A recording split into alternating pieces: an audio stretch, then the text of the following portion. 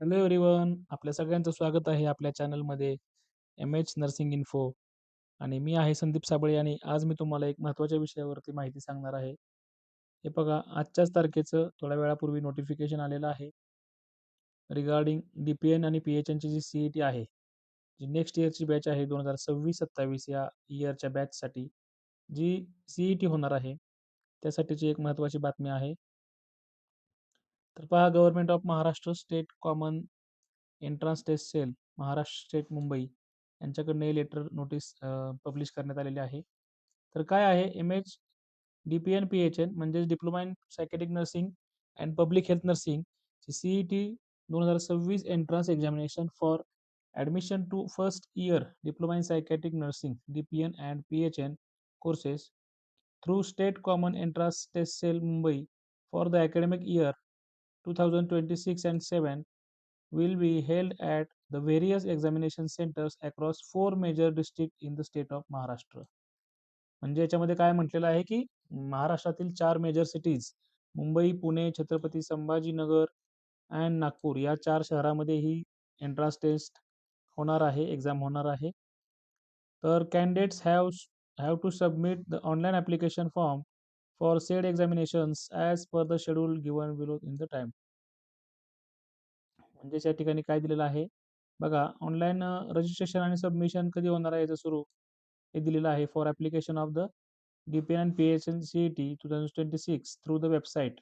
Okay, यांच्या अधिकृत वेबसाईटवरून आपल्याला अप्लाय करायचं आहे. स्टार्ट डेट कधी आहे 24/1/26. ओके, आणि एंड डेट आहे 24 फेब्रुवारी 2026.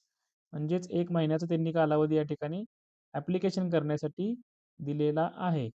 ओके, नंतर काय दिलेलं आहे payment of applicable fees only through online mode using credit card, debit card, net banking, UPI etcetera. तर तुम्ही पेमेंट करू शकता online. The application form will be considered only after successful payment. Payment झाल्यानंतरच form जमा होईल successfully असं समजण्यात येईल. त्याची देखील डेट सेमच असणार आहे 24/1/26 ते 24/2/2026. यावर्षी पहा, एक महत्त्वाची अजून एक बातमी आहे याच्यामध्ये. अपार आय-डी आपल्याला काढावं लागणार आहे. APAR ID is mandatory for CET registration. Candidates who have not yet generated their APAR ID should create it through DigiLocker. Okay, DigiLocker एक आपलं वेबसाईट आहे गव्हर्नमेंट ऑफ इंडियाचं.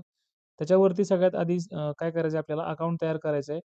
तिथे न्यू अकाउंट तयार करून आपला मोबाईल नंबर किंवा आधार नंबरच्या साहाय्याने तुम्ही तुमचं आधार आणि मोबाईल नंबर असलेलं लिंक असलेलं जे अकाउंट तुम्ही तयार करून घ्या आणि ते डिजिलॉकरचं अकाउंट तयार करून त्या डिजिलॉकरच्या अकाउंटमध्ये लॉग इन करून तुम्हाला अपार आय-डी या ठिकाणी काढावा लागणार आहे.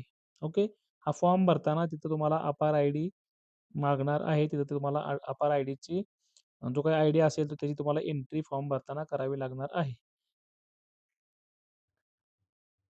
तर ज्यांना कुणाला डी-पी-एन आणि पी-एच-एन सी-ई-टीसाठी अप्लाय करायचं आहे त्यांना अपार आय-डी काढायचा आहे असं त्या नोटीसमध्ये म्हटलेलं आहे. तर अपार आय-डी कसा काढायचा? तर त्याचं आपण एक मॅन्युअल आहे ते बघूया. तर बघा, या ठिकाणी काय करायचं तुम्हाला, सगळ्यात अगोदर तुमचं काय करायचं आहे, डिजिलॉकरवरती तुमचं अकाउंट असणं सगळ्यात महत्त्वाचं आहे. हे बघा, असं साईन असलेलं तुम्हाला डिजिलॉकर एक ॲप्लिकेशन आहे किंवा डायरेक्ट वेबसाईट आहे digilokar.gov.in. ह्याच्यावरती तुम्ही जाऊ शकता. त्याच्यावरती गेल्यानंतर तुम्हाला काय करायचं आहे बघा, त्या ठिकाणी click on the log in register button on the top corner. Okay, जर वेबसाईटवर तुम्ही गेला तर तुम्हाला अशा पद्धतीचं टॉप कॉर्नरवरती तुम्हाला लॉग इन ऑर रजिस्ट्रेशनचं बटन दिसेल आणि मोबाईल थ्रू गेला तरी तुम्हाला लॉग इन ऑर क्रिएट आय-डीचं तुम्हाला या ठिकाणी बटन दिसेल. तर त्या ठिकाणी तुम्हाला काय करायचं आहे, तुमचा मोबाईल नंबर टाकायचा आहे जो तुमच्या आधार कार्डशी लिंक आहे. तो तुम्हाला मोबाईल नंबर त्या ठिकाणी टाकायचा आहे. ओके, ते टाकल्यानंतर कंटिन्यू करायचं आहे. कंटिन्यू केल्यानंतर तुमचा आधार नंबर जो आहे तो आधार नंबर देखील त्या ठिकाणी तुम्हाला एंटर करायचा आहे. ओके, आणि आधार नंबर एंटर केल्यानंतर तुम्हाला काय करायचं आहे, ते व्हेरिफिकेशन होईल. तुम्हाला ओ-टी-पी येईल. ओ-टी-पी टाकायचा आहे आणि नंतर काय करायचं आहे, 6 डिजिट जो सिक्युरिटी पिन नंबर आहे तो तुमच्या लक्षात ठेवण्यासाठी थोडक्यात तुमचा पासवर्ड या ठिकाणी सेट करायचा आहे. पिन नंबर जो आहे तुमचा तो टाकायचा आहे. त्याच्यानंतर असं एक तुमचं आधार कार्ड जे आहे ते ओपन होईल आणि तुम्हाला काय करायचं आहे, तुमचं काय करायचं आहे, व्हेरिफिकेशन त्या ठिकाणी कंप्लीट होईल. तर हे झालं डिजिलॉकरचं. ओके, आता डिजिलॉकरमधूनच तुम्हाला काय करायचं आहे, अपार आय-डी क्रिएट करायचा आहे. तर अपार आय-डी कसा क्रिएट करायचा ते देखील तुम्हाला मी या ठिकाणी सांगणार आहे. ओके, हाऊ टू गेट अपार आय-डी. तर अपार अपार या शब्दाचा लॉंग फॉर्म काय आहे? Automated permanent academic account registry म्हणजेच अपार. ओके, अपार I D. One nation one student I D card आहे. तर हे तुम्हाला काय करायचं आहे? जनरेट करायचं आहे.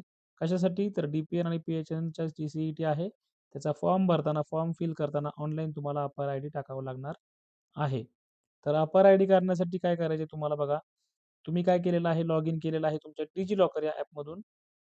ओके, या ठिकाणी दिलेलं आहे बघा, visit the DigiLocker portal.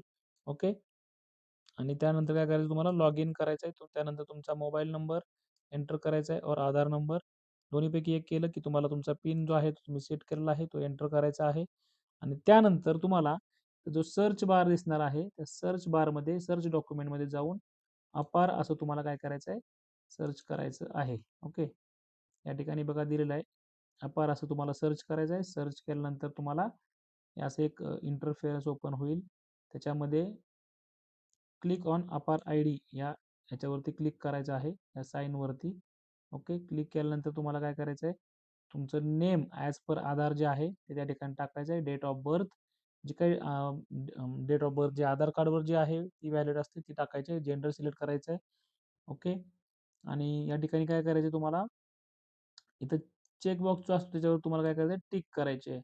Okay, detail तुम्ही या ठिकाणी व्हेरिफिकेशन करत आहात यासाठी तुम्हाला काय करायचं आहे? टिक करायचे आहे. आणि या ठिकाणी एक म्हटलंय बघा त्यांनी की एंटर आयडेंटिटी व्हॅल्यू और रोल नंबर रजिस्ट्रेशन नंबर और एनरोलमेंट नंबर और न्यू ॲडमिशन. तर या ठिकाणी ते तुमच्याकडे काहीच नसणार आहे. त्यामुळे तुम्हाला काय करायचं आहे? डायरेक्ट या ठिकाणी तुम्हाला एक दुसरा ऑप्शन आहे. हे बघा इथं नन म्हणून तुम्हाला काय करायचं आहे? सिलेक्ट करायचं आहे. Identity type none. In case where the student does not possess a roll number, registration number or enrollment number or is newly admitted student, the option none may be selected to continue the process. Okay, त्यामुळे तुम्हाला none करायचं आहे आणि तसं केल्यानंतर सुद्धा तुम्हाला अपार आय डी तयार होणार आहे. या ठिकाणी गेट डॉक्युमेंटवरती क्लिक केलं की तुम्हाला अशा पद्धतीचा अपार आय डी तुम्हाला मिळून जाईल. Okay, thank you. अशा पद्धतीने तुम्ही अपार आय डी क्रिएट करा आणि त्यानंतर तुम्ही CETचा फॉर्म पूर्णपणे भरून घ्या. Okay, candidates are advised to regularly visit the official website of the State Common Entrance Test Cell for further updates, detailed schedule and instruction related to the examination. म्हणजेच तुम्हाला काय करायचं आहे? रेग्युलरली वेबसाईटला अपडेट साठी व्हिजिट करायचे आणि त्याच्यावरती लक्ष ठेवून राहायचं आहे. The online application registration schedule and information brochure will be for this examination has made available on the official website. Okay, परंतु अजून काय त्यांनी दिलेलं नाही. मी सध्या चेक केलेलं आहे आणि याच्यावरती मी अजून एक तर बघा कंप्लीट इन्फॉर्मेटिव्ह गाईड सुद्धा मी तुम्हाला या ठिकाणी सांगणार आहे. तर आपण आता बघितलं की कोणते कोर्सेससाठी CET सेल थ्रू ॲडमिशन मिळतं. Diploma in psychiatric nursing and diploma in public health nursing म्हणजेच PHN. Okay, both admissions are through the single CET exam. एकाच सिंगल CET एक्झाम थ्रू होते. Who conducts the CET? कोण घेतं? तर state common entrance cell Maharashtra. Okay, mode काय आहे? Online mode असणार. Computer based test असते.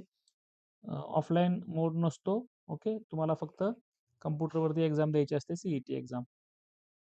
सेंटर्स जे आहेत ते डिस्ट्रिक्ट हेडक्वार्टर्स अक्रॉस महाराष्ट्र. आताच त्यांनी जाहीर केलेलं आहे की मुंबई, पुणे, छत्रपती संभाजीनगर आणि नागपूर या 4 शहरांमध्येच ही एक्झाम होणार आहे 2026-27च्या ॲडमिशनसाठी.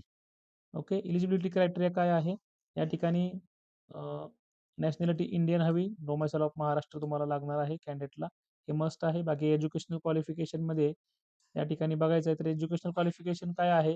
Candidate must have passed JNM और basic BSc nursing from a recognised institute of in Maharashtra. Nursing registration must be related with the Maharashtra nursing council. Okay, must be registered. Nursing nursing registration काय असलेलं पाहिजे? झालेलं असलं पाहिजे आणि व्हॅलिड रजिस्ट्रेशन आणि renewal slip तुमच्याकडं पाहिजे कंपल्सरी. एक्सपिरियन्स रिक्वायर्ड बघा. मिनिमम 5 इयर्सचा एक्सपिरियन्स पाहिजे ॲज अ स्टाफ नर्सचा. मग तो गव्हर्नमेंटचा असो, कॉर्पोरेशनचा असो वा प्रायव्हेट हॉस्पिटलचा असो. ओके, या ठिकाणी DHS, DMR आणि प्रायव्हेट अशा सीट्स असतात. लास्ट इयरला DHSला 15 सीट होत्या, DMRला 4 होत्या आणि प्रायव्हेटला 1 होत्या. अशा टोटल 20 सीट्स एका कॉलेजसाठी असतात. महाराष्ट्रात टोटल 2 गव्हर्नमेंटचे कॉलेज आहेत. रिजनल मेंटल हॉस्पिटल पुणे आणि रिजनल मेंटल हॉस्पिटल ठाणे या ठिकाणी नर्सिंग कॉलेज आहेत. ओके. तर एज लिमिट बघा या ठिकाणी हे लास्ट इयरच्या ब्रोशरनुसार आहे. मॅक्सिमम एज लिमिट 50 इयर्स आहे. त्यानंतर मेडिकल फिटनेसचे आवश्यकता या ठिकाणी पडते. कलर ब्लाइंड कॅन्डिडेट्स असतील तर ते देखील एलिजिबल आहेत with corrective lenses. CET pattern कसा असतो? एक्झाम पॅटर्न मी तुम्हाला सांगितलेलं आहे की ऑनलाईन एक्झाम असते सीबीटी म्हणजेच कम्प्युटर बेस्ड टेस्ट असते. मीडियम इंग्लिश मीडियम असतं ओन्ली. क्वेश्चन पॅटर्न कसा असतो? सब्जेक्ट वाईज असतो. म्हणजेच काय की आपल्या नर्सिंगवरती जो आहे तो 70 मार्क्स असतात. 70 क्वेश्चन असतात फॉर 70 मार्क्स. अँड इंग्लिश जे ग्रामर आहे एचएससी लेवलचं 30 क्वेश्चन असतात 30 मार्क्ससाठी. असे टोटल 100 क्वेश्चन्स फॉर 100 मार्क्सची एक्झाम या ठिकाणी असते. ड्युरेशन किती असते? तर ड्युरेशन हे 90 मिनिट्स म्हणजेच 1 हॉवर अँड 30 मिनिट्स असते. ओके. मार्किंग स्कीम कशी असते बघून घ्या. 1 मार्क इच क्वेश्चन असते. नो निगेटिव्ह मार्किंग असते या ठिकाणी. निगेटिव्ह मार्किंगची आवश्यकता नसते. परंतु नॉर्मलायझेशन या ठिकाणी होतं आणि नॉर्मलायझेशन नंतर पर्सेंटाईलमध्ये या ठिकाणी रिझल्ट डिक्लेअर केला जातो.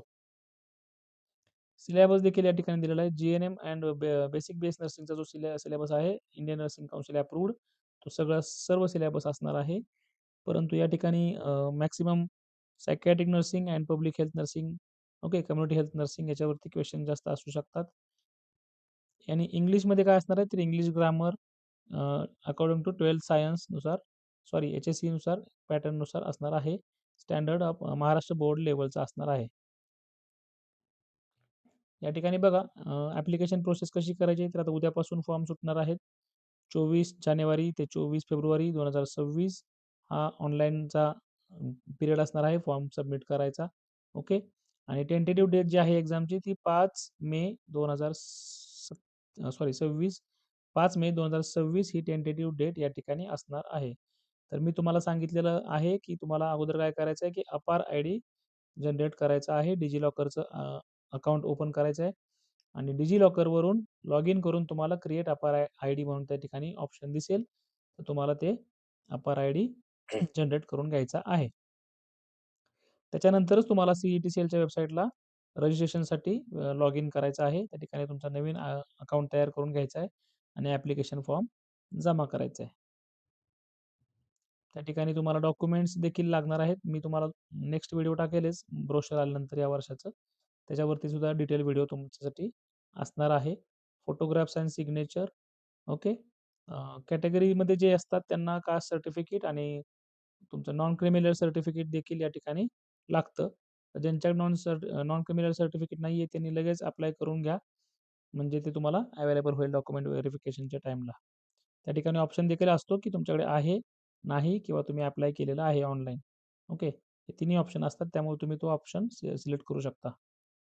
आता फीज बघूया किती आहेत आपण. ओपन आणि ईडब्ल्यूएस कॅटेगरीसाठी ₹1000 फी आहे आणि रिझर्व्ड कास्टचे जे आहेत किंवा पर्सन विथ डिसॅबिलिटी ऑर्फन एजचे जे आहेत त्यांना ₹800 फी आहे या ठिकाणी. ओके. फीज ही नॉन रिफंडेबल राहणार आहे. जर तुमचं सिलेक्शन नाही झालं तर तुम्हाला फी ही रिफंड होणार नाही. त्यानंतर काय करायचं आहे जो फॉर्म आहे तो सबमिट करायचा आहे. तो तुमच्याकडे प्रिंट आउट घेऊन ठेवायचा आहे तुमच्याकडे. ओके.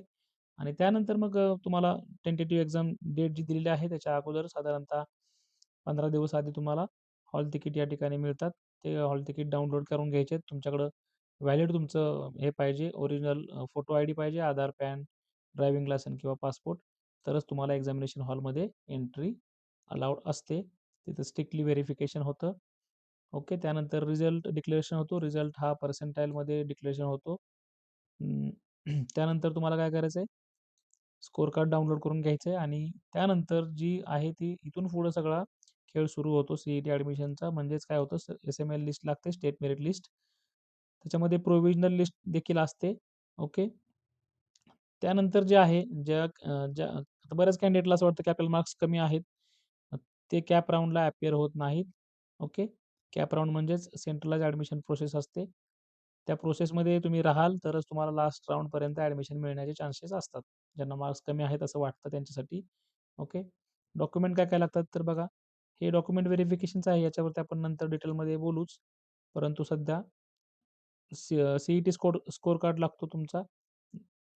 रिझल्ट लागल्यानंतरचा बेसिक तुमचं नर्सिंगची मार्कशीट आहेत, डॉक्युमेंट्स आहेत ते लागतात. एम-एन-सीचं रजिस्ट्रेशन अँड रिन्युअल तुम्हाला लागणार आहे. एक्सपिरियन्स सर्टिफिकेट देखील या ठिकाणी 5 इयर्सचं मॅन्डेटरी आहे for government candidates. Okay. In service education ज्यांना घ्यायचं आहे त्यांनी उद्याच फॉर्म भरायच्या अगोदरपासूनच आपल्या कार्यालयाला, आपल्या डी-डी ऑफिसला एक इन्व्हॉइस द्यायचा आहे, की मला डी-पी-एन किंवा पी-एच-एन तुमचं जर फिक्स नसेल, की कुठे ॲडमिशन घ्यायचं आहे, तर तसं तसं ऑब्लिक करून देऊ शकता किंवा तुमचं जर फिक्स असेल डी-पी-एन करायचं आहे किंवा पी-एच-एन करायचं आहे, तर तसा तुम्ही रीतसर अर्ज जो आहे विहित नमुन्यामध्ये तुम्हाला तुमच्या तुम्ही जिथं वर्किंग आहात तिथं इन्व्हर्ट करायचा आहे आणि तिथून तुम्हाला कव्हरिंग लेटर घेऊन तो तुमचा जो प्रस्ताव आहे किंवा जो तुमचं एन-ओ-सीसाठी जे काही ॲप्लिकेशन आहे, ते तुम्हाला करायचं आहे. तुमच्या डी-डी ऑफिसला देखील त्याचं इन्व्हर्ट गेलं पाहिजे. हे खूप महत्त्वाचं आहे. नंतर काय होतं, बऱ्याच ठिकाणी असं होतं, की ते ॲप्लिकेशन डी-डी ऑफिसपर्यंत पोहोचत नाही आणि नंतर ज्यावेळेला कॅन्डिडेटचं सिलेक्शन होतं, त्यावेळेला त्यांचा अध्ययन रजेचा प्रस्ताव पाठवताना बरेचसे प्रॉब्लेम तयार होतात. ओके. त्यामुळे तुम्ही अगोदरच आता हा फॉर्म फिल करताय, याच्यामध्येच तुम्हाला एन-ओ-सी मागायची आहे आणि त्याच्यामध्ये सरळ लिहायचं आहे, की जर माझं सिलेक्शन झालं या सी-ई-टी एक्झाममधून, तर मला नंतर अध्ययन रजा मंजूर करण्यात यावी. ओके. असं तुम्हाला त्याच्यामध्ये मेन्शन करायचं आहे. त्याच्यानंतर कॅप राउंडला तुम्हाला अपिअर व्हायचं असतं. कॅप राउंडमध्ये मग तुमचे कॅप फर्स्ट, सेकंड, थर्ड असे जोपर्यंत सीट फुलफिल होत नाहीत, तोपर्यंत कॅप राउंडचे प्रोसेस सुरू असते. त्यानंतर तुमचं सिलेक्शन झाल्यानंतर तुम्हाला कॉलेजला रिपोर्टिंग करावं लागतं. म्हणजेच तुमचं डॉक्युमेंट व्हेरिफिकेशन्स आणि जे काही कॉलेजची ॲडमिशन फीज आहे, त्याचा डी-डी तुम्हाला तिथे त्या ठिकाणी सबमिट करावा लागतो. ओके. हां, हे बघा रिझर्व्हेशन तुम्हाला मी मगाशी म्हटलं होतं, ॲज पर द गव्हर्नमेंट रूलनुसार कास्टचं जे रिझर्व्हेशन शेड्यूल आहे ते ॲप्लिकेबल या ठिकाणी होतं. डी-एच-एसला 15 जागा होत्या, डी-एम-आरला 4 आणि प्रायव्हेटला 1 अशी total 20 seats for 1 college. Okay. मग ते कॉलेज वाईज वेगवेगळं सुद्धा या ठिकाणी रिझर्व्हेशन असू शकतं. तर आपण ते बघणारच आहोत. तर ठीक आहे. ही माहिती तुम्हाला इनफ आहे आत्तापर्यंत. तर चला मग ज्यांना तयारीला लागा, ज्यांना ॲडमिशन घ्यायचं आहे डी-पी-एन, पी-एच-एनसाठी त्यांनी पटकीनं डिजिलॉकरचं अकाउंट तयार करा. तुमचं ऑलरेडी असेल तर तुम्हाला त्या ठिकाणी अपार आय-डी क्रिएट करून घ्या. ओके. अपार आय-डीमध्ये त्या ठिकाणी एक ठिकाणी एनरोलमेंट नंबर किंवा रजिस्ट्रेशन नंबर असं मागतं. जे ऑलरेडी स्टुडंट आहेत त्यांच्यासाठी असतं. परंतु आपण आता सर्व्हिसमध्ये आहेत किंवा आपल्याला स्टुडंट आपण सध्या नाही आहोत. तर तिथं नन म्हणून एक ऑप्शन आहे. तर तो ऑप्शन तुम्ही सिलेक्ट करा आणि मगच अपार आय-डी जनरेट करा. ओके. तर मी आशा करतो की हा व्हिडिओ तुम्हाला नक्कीच आवडला असेल. तर नक्कीच लाईक करा, शेअर करा आणि ज्यांना कोणाला आपल्या सहकाऱ्यांना ॲडमिशन घ्यायचं आहे डी-पी-एन, पी-एच-एन, सी-ई-टीसाठी त्यांना हा व्हिडिओ फॉरवर्ड करा आणि अशाच इन्फॉर्मेटिव्ह माहितीसाठी आपल्या चॅनेलला सबस्क्राईब नक्की करा. धन्यवाद. Thank you.